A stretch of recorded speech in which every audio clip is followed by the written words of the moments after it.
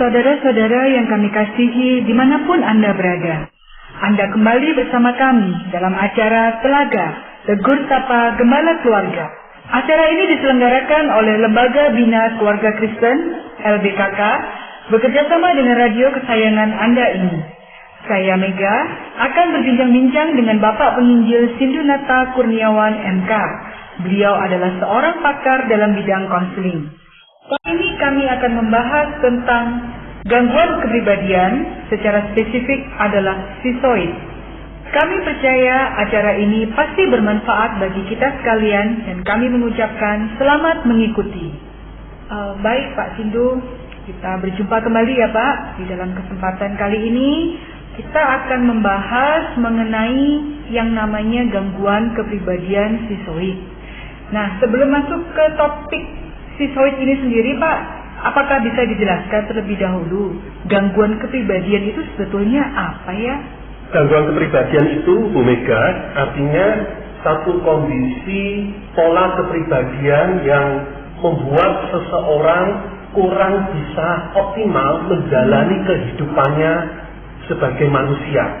Dan biasanya gangguan kepribadian ini baru bisa ditengarai atau dikenali ketika seorang sudah berusia 17 atau 18 tahun ke atas.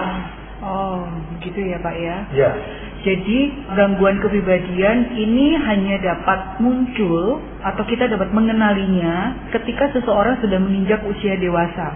Ya, artinya bahwa pada saat usia dewasa atau dewasa awal 17-18 tahun ke atas ini, ya, berarti kecenderungannya pola kepribadian seseorang itu sudah lebih menetap. Oh. Jadi kalau ya, pada usia ABG, anak baru gede, usia anak-anak itu masih belum bisa kita kategorikan mengalami gangguan kepribadian ini, atau dalam bahasa Inggrisnya personality disorder. Jadi itu masih dalam taraf tumbuh kembang anak, masih belum bisa kita bakukan. Ya, baik Pak.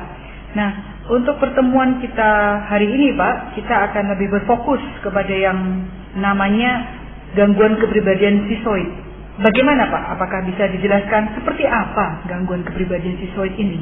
Kepribadian schizoid ini, Bu Mega, ditandai adanya pola pemisahan hubungan yang bersifat menetap. Adanya ketidakacuhan sosial, artinya tidak peduli secara relasi sosial, dan ketidakacuhan hubungan seksual. Jadi tidak peduli, tidak tertarik tentang hal-hal berkenaan dengan hubungan seksual, serta adanya tingkat pengalaman dan tingkat pengekspresian emosi yang bersifat sangat terbatas. Jadi boleh dikatakan orang yang memiliki gangguan kepribadian schizoid ini Pak, kelihatannya cenderung pendiam begitu atau bagaimana? Bisa demikian, karena dia menarik diri ya dari relasi di tengah-tengah orang lain. Ya. Nah, makanya untuk lebih jelasnya kita perlu lebih dulu memahami, Bu Mega, adanya 7 tanda-tanda yang perlu kita kenali. Minimal seseorang kalau sudah menampakkan 4 atau lebih dari 7 tanda ini, baru bisa dikategorikan mengalami atau memiliki gangguan kepribadian schizoid. Sangat menarik ya Pak ya. Berarti gangguan kepribadian schizoid ini sendiri memiliki 7 ciri begitu Pak ya. Tapi untuk dikategorikan benar-benar memiliki gangguan kepribadian yang menetap ini sendiri harus memenuhi paling tidak 4. Ya, betul. Sekarang kita akan mendengarkan ya Pak ya, bagaimana dari penjelasan Pak Sindu mengenai ciri-ciri ini. Ya, ciri yang pertama adanya hasrat yang kurang untuk berhubungan akrab dengan orang lain, atau kurang bisa menikmati hubungan yang akrab dengan orang lain. Seperti pertanyaan saya tadi Pak, jadi bagaimana ya Pak ya pembedaannya dengan orang yang pendiam? Sebab orang yang pendiam kan juga tampaknya sulit untuk menikmati kebersamaan dengan orang lain juga. Dia memilih kesendirian begitu. Betul. Ya. Jadi memang dalam hal ini pendiam dalam arti tidak menikmati relasi dengan orang lain relevan dengan satu hal ini. Tapi pendiam itu juga kan bisa jadi begini, Bu Mega. Oh, dia orangnya pendiam. Ya. Pendiam itu juga bisa jadi artinya bahwa orang itu tetap menikmati hadir di tengah-tengah orang lain. Ya. Tetapi dia memang lebih memilih, lebih banyak mengamati, mendengar dan mengamati. Baru kalau merasa percakapan itu relevan buat dirinya, dia akan berbicara. Ya. Atau kalau dia di tengah 2, 3, 4, 5 orang yang dia kenal dengan baik, saya yakin orang seperti ini yang disebut pendiam bukan pendiam, mungkin seorang yang cerewet. Jadi lebih karena merasa nyamankah, amankah, tepat kata mereka, cocokkah dengan lingkungan sosial. Tapi kalau tandanya orang sisoid, orang dengan kepribadian sisoid, yang poin pertama ini memang dia tidak menikmati hubungan yang akrab. Dia tidak berhasrat.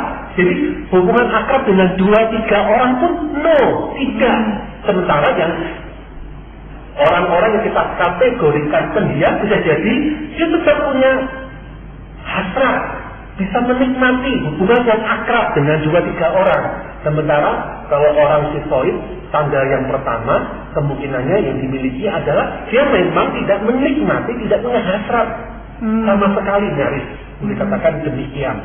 Ya, jadi dengan demikian Pak, kalau dia tidak dapat menikmati hubungan akrab dengan orang lain, berarti dia akan menyukai, begitu ya Pak ya, kegiatan-kegiatan yang dia lakukan sendiri. Betul. Jadi dia lebih memilih sendirian daripada bersama orang lain. Yang cukup unik, orang dengan kepribadian sisoid ini kurang berhasrat untuk diterima atau dicintai, bahkan oleh keluarga mereka sendiri. Nah kalau saya melihat ini kan suatu keanehan tersendiri ya Pak ya.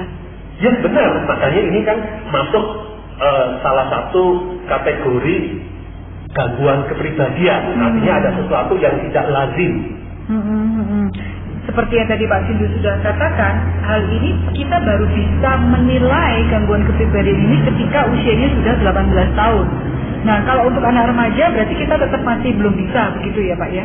Tepat, tidak bisa untuk menandai, tetapi menduga, mencurigai sangat layak. Bahkan sejak kecil, sebelum remaja pun, masih usia SD, bahkan usia TK pun, kita harus waspada. Kalau kita mengenali anak-anak kita, keponakan kita, cucu kita, kok lebih sering suka menarik diri apa-apa soliter, sendirian, main sendirian, baca buku sendirian, maka ini kita perlu waspadai. Maka dalam hal ini, tanda yang kedua Omega, yang mungkin ada pada orang sisoid adalah sangat menyukai melakukan kegiatan sendiri.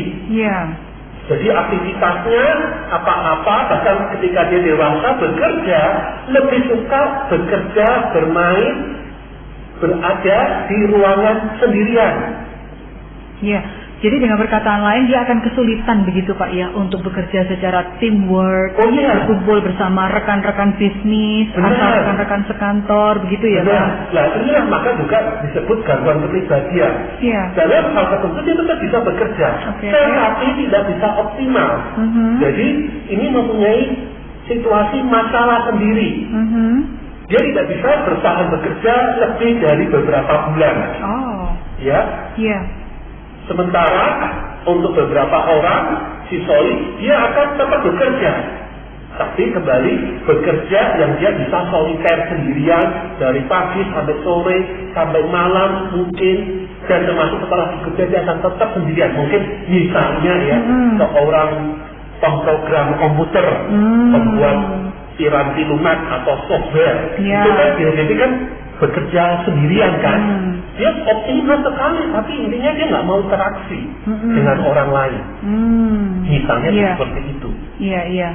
Wah, jadi ini bagi kita semua yang mendengarkan Pak, kita mungkin mulai bisa melihat ya Pak ya, orang-orang yang ada di sekitar kita, teman-teman kita, apakah bagi mereka yang memang suka sekali sendiri sampai dalam tahap yang cukup ekstrim dalam pengertian benar-benar tidak mau berrelasi dengan orang lain, mungkin kita dapat menduga mereka mengalami gangguan kepribadian semacam ini. Betul. Tetapi mohon para pendengar untuk berhati-hati supaya tidak mudah langsung menuduh, melabel. Ya. Tetapi kembali minimal 4 tanda, Bu Mega, Ya. sehingga kita baru bisa mengatakan sisoid. Jadi kalau nggak sampai 4 tanda, jangan buru-buru. Ini namanya penistaan gitu. Kita kena pasal pencemaran nama baik. Oke. Kalau gitu bagaimana Pak dengan ciri yang berikutnya? Yang ketiga, Bu Mega, yaitu cirinya adalah sedikit tertarik atau bahkan sama sekali tidak tertarik terhadap pengalaman seksual dengan orang lain. Berarti di dalam pengertian ini bagaimana Pak? Apakah kita bisa mengetesnya kalau orang ini belum menikah? Ya, jadi memang berkaitan dengan menikah, umumnya memang lebih umum orang-orang sisoid tidak menikah. Oh. Bahkan bukan hanya tidak menikah, lebih memilih hidup terpencil. Mungkin berada di dalam satu ruangan tersendiri yang memberikan mereka rasa privasi yang tinggi, memberikan perlindungan untuk menjaga kehidupan pribadi mereka dan menghindari untuk berhubungan dengan tetangga. Dan dalam pengertian ini lawan jenis ya Pak ya. Mereka benar-benar tidak tertarik, tidak suka, benci, atau bagaimana ya Pak ya? Mungkin benci bukan dalam kategori benci ya. Kalau benci itu nanti masuk kepada pasal mungkin seperti bahasanya di kesempatan yang lain ya, gangguan kepribadian antisosial. Itu membenci sehingga bisa menjadi seperti yang kita kenal di dalam masyarakat istilah psikopat, membunuh orang lain akhirnya ya. Tetapi dalam kategori sisoid intinya dia memang tidak tertarik berhubungan, berrelasi dengan siapapun, laki dan perempuan, siapapun. Nah, dalam kategori yang ketiga tadi itu, tandanya adalah mereka tidak punya ketertarikan atau nyaris sama sekali tidak tertarik terhadap pengalaman seksual. Jadi bagi mereka tidak menikah tidak apa-apa. Tidak menjadi kebutuhan ya Pak ya? Justru menghindar. Bukan hanya soal menikah dan tidak menikah, hal-hal seksual, misalnya untuk beberapa pria normal, wanita normal masih tertarik dengan hal-hal yang bersifat pornografi, porno film, roman-roman romantik, ya. Tetapi bagi seorang sama sekali nyaris tidak ada ketertarikan dengan isu-isu percakapan ataupun tayangan-tayangan tentang romantisme ataupun tentang hal yang bersifat seksual. Tadi Pak Sindu mengatakan bahkan wanita pun bisa ya Pak ya, termasuk ke dalam gangguan kepribadian semacam ini ya Pak ya. Sangat terbuka bagi pria dan wanita untuk menjadi seorang yang memiliki kepribadian sisoid. Wah, dengan demikian tadi udah 3 ya Pak ya? Masih 4 lagi. Bagaimana Pak untuk ciri-ciri yang berikutnya? Yang keempat, Bu Mega, tanda pada orang sisoid adalah kurang menikmati sebagian besar atau bahkan semua kegiatannya.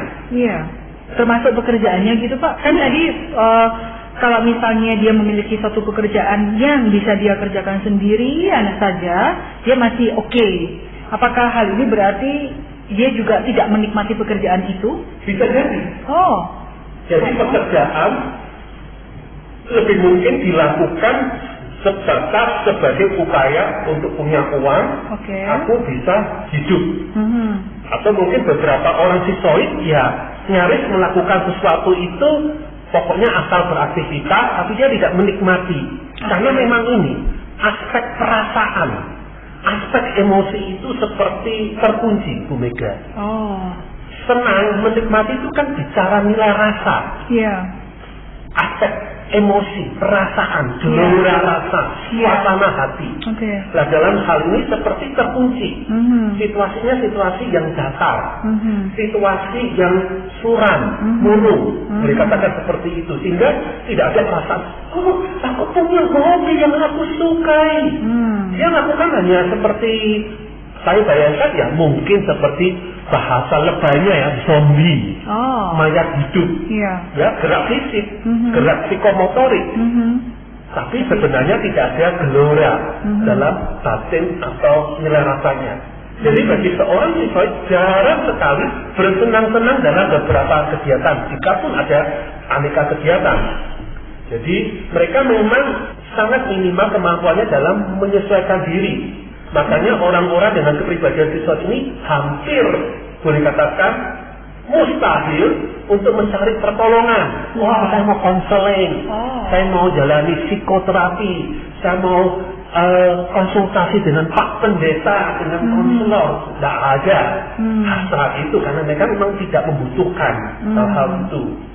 Jadi kalau toh ada saudara atau teman yang mengajak, kemungkinan besar mereka bisa menolak. Oh ya, sangat mungkin orang sisoid akan menolak, benar-benar menolak, karena memang mereka kurang tertarik atau nyaris sama sekali tidak tertarik dalam hubungan antar pribadi. Tidak ada yang perlu saya perbaiki. Saya juga nggak suka kok, nggak menikmati relasi dengan orang lain. Nah, dari pemaparan Pak Sindu ini saya melihat sepertinya orang semacam ini tuh seperti terlepas dengan dunia, begitu Pak ya? Benar. Jadi dalam relasi dunia sosial, dunia pergaulan, CGT, emangnya gua pikirin. Ya, mungkin juga orang juga sulit untuk menyukai atau ingin mengenal lebih jauh kepada orang-orang semacam ini. Benar. Jadi memang akhirnya pun tepat seperti kata Bu Mega, orang-orang kita pun ya gitu juga akhirnya. Loh, gua mau ngurus, saya mau memperhatikan, cuek is the best ya. Kok dicuekin, kok diabaikan. Ya udah, akhirnya orang capek hati juga, tapi ngapain ngurus orang lain yang juga tidak mau diurus. Ya udah, akhirnya dulu gua, kamu, saya. Yang penting pokoknya kita tidak saling mengganggu. Dan itu juga dinikmati orang sisoid. Memang saya minta kamu perhatikan saya, nggak perlu, saya tidak membutuhkan itu. Yang penting pokoknya kamu nggak usah ngetuk pintu rumah saya, nggak usah beramah-tamah, halo selamat pagi, selamat siang, nggak usah jemput saya nggak butuh, saya memang nggak menikmati. Saya nyaman dengan kesendirian saya, bahkan di kamar ini berjam-jam, seharian pun tidak apa-apa. Apalagi sekarang sudah ada jasa pesan antar, ya, delivery service. Udah, semakin memudahkan ya Pak ya. Pakai Android atau telepon, udah dasar, nggak perlu ketemu, taruh aja, tinggal uang mungkin ditransfer. Nyaman bagi seorang sisoid. Iya. Jadi orang semacam ini pasti juga tidak memiliki sahabat karib ya Pak ya. Benar. Jadi benar, itu poin yang kelima, Bu Mega. Tandanya adalah seorang sisoid tidak memiliki sahabat karib atau orang kepercayaan, ataupun hubungan singkat dengan orang lain pun tidak ada. Ya, just say hello, teman obrolan, sekedar yang lain pun tidak ada. Jadi memang orang sekitar akan merasakan orang berkepribadian sisoid itu adalah orang yang dingin, pendiam, menarik diri dan terasing. Iya. Apalagi untuk berrelasi dengan orang lain seperti memuji atau mengkritik itu kayaknya mustahil ya Pak ya buat orang-orang semacam ini. Benar, dan itu adalah tanda yang keenam Bu Mega. Jadi seorang sisoid asuh tidak asuh, tidak peduli dalam soal hidup orang lain, mau memuji, mengapresiasi tidak, mengkritik pun juga tidak. Lulu gua, seperti Mega tadi ada keterpisahan dari dunia sekitar. Iya. Terus untuk ciri-ciri yang terakhir Pak, yang ketujuh? Yang ketujuh, ciri atau tanda dari seorang sisoid adalah mempunyai emosi yang dingin, emosi yang tidak terpengaruhi, atau emosi yang datar. Dia tidak peduli dan tidak peka terhadap perasaan dan pemikiran orang lain. Nah, dari 7 ciri-ciri ini Pak, kalau misalnya bisa kita buat ranking, kira-kira mana ya Pak ya yang paling mungkin muncul dari ketujuh ini? Kan tadi katanya 4 yang harus minimal 4. Ya. Supaya kita bisa mengkategorikan seseorang memiliki gangguan kepribadian skizoid ini. Sebenarnya kata ranking tidak ada ya Bu Mega ya. Tidak ada skala prioritas. Tidak ada. Intinya dari 7 ini minimal ada 4. Kita baru bisa mengatakan seseorang itu mengalami gangguan kepribadian skizoid. Contohnya begini, misalnya saya beri contoh ya. Ada mungkin orang skizoid menikah masuk akal nggak? Masih bisa nggak? Masih kedapatan menikah bisa, tapi mungkin karena dipaksa, betul, ya kan? Tapi akhirnya ya pernikahannya itu seperti tidak ada pernikahan, EGP dengan suami atau istrinya. Dia hanya karena dipaksa orang tua nikah, padahal dia tidak mau kan? Jadi menikah, sepertinya kita kan tidak tahu soal kehidupan seksual itu kan privasi suami istri, tapi kita bisa melihat tanda-tanda yang lain. Kok ada 4, berarti sebenarnya orang tersebut mengalami gangguan kepribadian skizoid. Ya, jadi pendek kata dari ketujuh ini tadi kita tidak bisa mengatakan mana yang lebih penting atau mana yang lebih menunjukkan ciri yang lebih pasti, begitu ya Pak ya. Pokoknya dari 7, 4 saja ada, kita sudah bisa mengkategorikan mereka memiliki gangguan kepribadian skizoid. Gitu. Nah Pak, saya itu kan juga sering mendengar ya Pak ya, kata-kata schizofren. Itu sama atau berbeda ya Pak ya dengan gangguan kepribadian ini? Ya, jadi urutannya memang dari kata schizo ya. Schizonya itu memang menunjukkan ada relasi Bu Mega. Schizoid, satunya schizofren. Jadi kalau schizofren atau schizofrenia itu menunjuk pada gangguan psikologis yang menyebabkan seseorang mengalami gangguan yang parah dalam hal pemikiran, dalam hal menunjukkan ekspresi perasaan, dan dalam perilaku. Dan memang ada hubungannya dengan schizoid. Bedanya jelas begini, Bu Mega. Schizoid itu tanpa menunjukkan gejala psikotik. Artinya psikotik itu keterputusan dengan kenyataan hidup, realitas. Jadi orang schizofren itu juga orang suka menarik diri, memisahkan diri, tetapi dia ada sisi psikotik. Psikotik itu adalah misalnya dia ngomong-ngomong sendiri, padahal nggak ada yang diajak ngomong, atau dia merasa mendengar suara yang padahal tidak ada, atau mungkin dia punya keyakinan yang salah, yang sulit ubah, yang disebut waham atau delusi. Nah itu baru schizofren. Tapi schizoid adalah seorang seperti schizofren tapi tanpa gejala psikotik itu tadi. Jadi dia tidak ngomong sendiri. Jadi dia masih seperti memang orang waras, orang normal, cuma menarik diri, tidak suka berelasi, apa-apa sendirian, tidak peduli terhadap orang lain. Itulah orang schizoid. Jadi mungkin lebih gampangnya kalau schizoid itu menarik diri dari dunia sosial, tapi kalau schizofren itu bahkan menarik diri dari dunia nyata. Betul. Ya, begitu ya Pak. Betul. Makanya Bu Rega, di dalam penanganan orang schizoid ini tidak mudah. Ya, karena dia sendiri tidak peduli.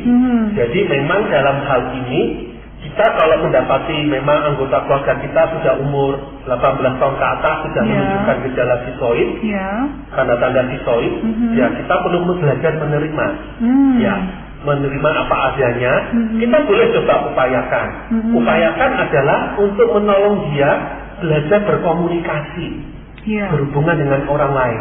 Sekalipun saya menyadari kalau sudah di tengah itu juga perkembangannya tidak bisa progresif. Jadi kalau menjalani konseling mendalam sifatnya bisa sangat lambat. Makanya dalam hal ini Bu Mega, pentingnya upaya pencegahan. Bagaimana Pak ya upaya pencegahan yang kira-kira bisa kita lakukan sebelum mungkin teman-teman kita, saudara-saudara kita telah melewati ambang batasnya kan 18 tahun itu Pak. Betul. Bagaimana? Jadi dalam hal ini yang pertama kita perlu mengenali riwayat keluarga. Misalnya dalam konteks kita ya, adakah dari keluarga kita, pohon keluarga kita, silsilah keluarga kita yang mengalami gangguan-gangguan jiwa seperti schizofren yang tadi sempat saya sebut singkat atau ditanyakan Bu Mega tadi. Ada nggak mengalami keterputusan dengan realitas?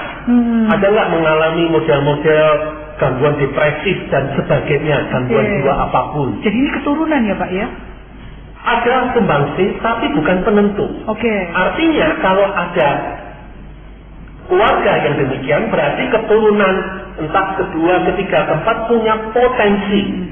Tapi potensi belum tentu menjadi kenyataan kalau tidak disuburkan dalam pola asuh.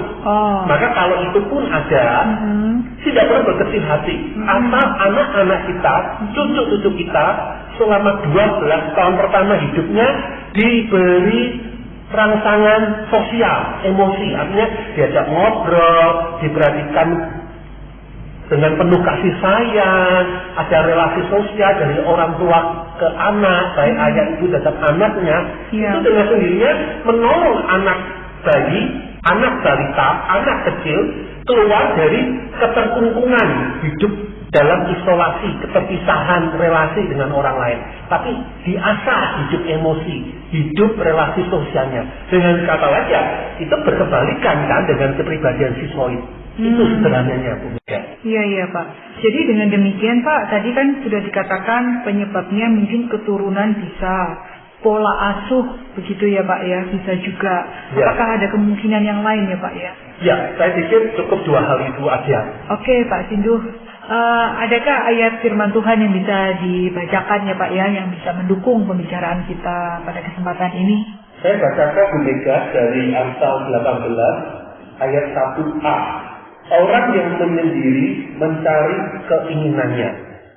Jadi firman Tuhan mengingatkan kita, kalau misalnya kita memang punya kecenderungan menyendiri, menarik diri, mari kita mau berupaya untuk tetap menjalin relasi dengan orang lain. Kalau kita kesulitan, mari cari pertolongan. Karena kita diciptakan sebagai makhluk sosial, makhluk yang berelasi. Terima kasih banyak Pak Sinduh untuk perbincangan ini yang tentunya sangat memberkati kita semua. Saudara-saudara sekalian, terima kasih Anda telah mengikuti perbincangan kami dengan Bapak Penginjil Sindunata Kurniawan MK dalam acara Telaga, Tegur Sapa Gembala Keluarga. Kami baru saja berbincang-bincang tentang gangguan kepribadian skizoid. Bagi Anda yang berminat untuk mengetahui lebih lanjut mengenai acara ini, silakan Anda menghubungi kami lewat surat. Alamatkan surat Anda ke Lembaga Bina Keluarga Kristen LBKK, Jalan Cimanuk 56, Malang. Anda juga dapat menggunakan email dengan alamat telaga@telaga.org. Kami juga mengundang Anda untuk mengunjungi situs kami di www.telaga.org. Saran-saran, pertanyaan, serta tanggapan Anda sangat kami nantikan. Akhirnya kami mengucapkan banyak terima kasih atas perhatian Anda dan sampai jumpa pada acara Telaga yang